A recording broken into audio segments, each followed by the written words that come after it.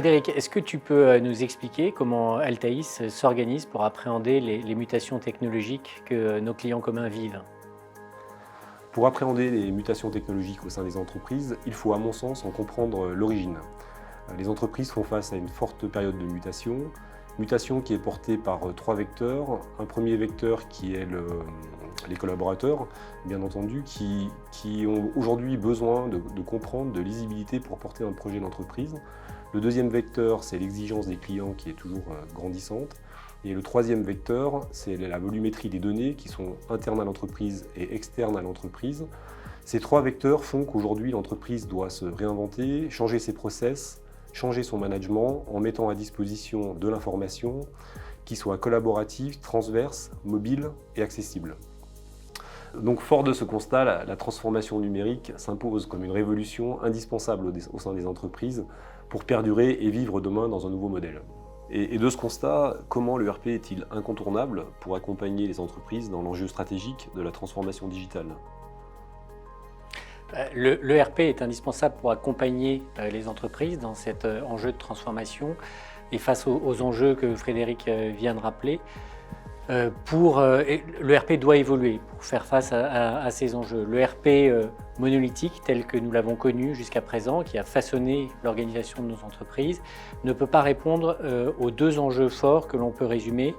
Le premier qui est la nécessité d'ouvrir l'ERP à l'écosystème de l'entreprise, de ne plus être centré sur l'organisation de l'entreprise et la production des données de l'entreprise. Et le deuxième, c'est de faire face à l'explosion des données, donc au travers des objets connectés, au travers de l'ensemble de la production de données qui va demain nourrir l'entreprise elle-même. Donc l'ERP se doit d'être beaucoup plus ouvert, hybride, au travers de plateformes permettant d'embarquer d'autres applicatifs, au travers d'API, de web services, et donc de rendre complètement interopérable l'ERP avec cet écosystème. C'est la dynamique que nous avons entrepris, à laquelle nous avons réfléchi dans Cegid XRP Flex, que nous avons lancé en 2019, qui, au travers de sa proposition de valeur simple, connectée et sûre, apporte une réponse à ces différents enjeux en matière de transformation digitale des entreprises.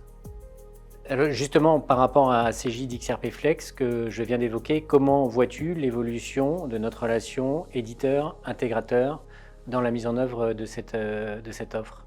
Alors Laurent, ta question m'amène à quelque chose de plus personnel. Ça fait 18 ans que nous collaborons avec Cegid.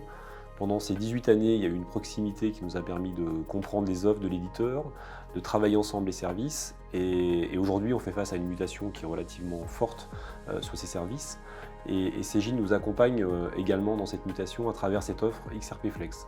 Le groupe Altaïs doit en effet réinventer son offre, doit en effet réinventer ses services, en produisant des nouveaux contenus, des nouveaux services sous forme de plateformes digitales, des formations, des informations qu'on met à disposition de nos clients qui répondent aux nouveaux usages et aux nouveaux besoins clients.